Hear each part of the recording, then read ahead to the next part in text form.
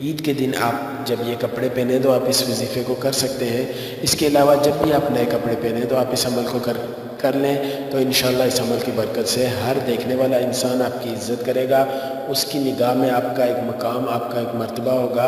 اور وہ آپ کو عزت کی نگاہ سے دیکھے گا۔ آپ نے کرنا کچھ اس طرح سے ہے کہ جب بھی آپ نئے کپڑے پہنیں تو آپ کپڑے پہننے سے پہلے آپ یہ کریں کہ کسی گلاس یا کسی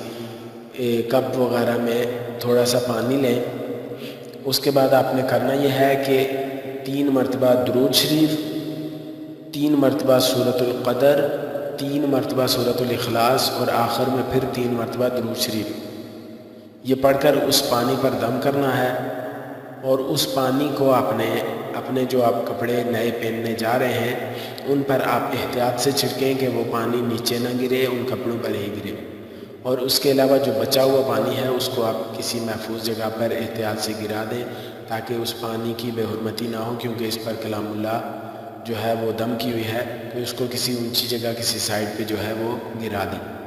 اور اگر سنبھال کے رکھنا چاہتے ہیں تو بھی رکھ سکتے ہیں، لیکن اس کو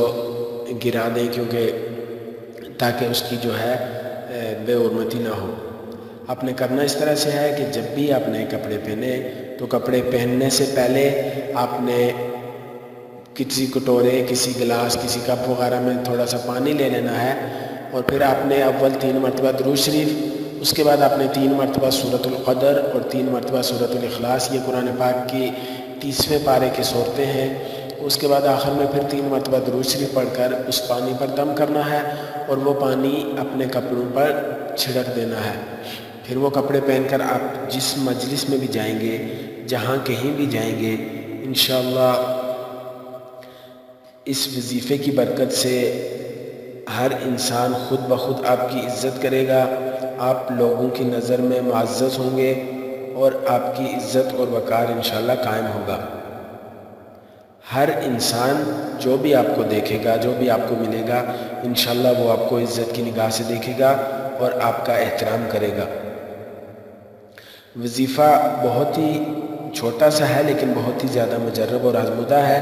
آپ عید پر اس کو آزما کر دیکھیں، انشاءاللہ آپ کو بہت زیادہ فرق محسوس ہوگا۔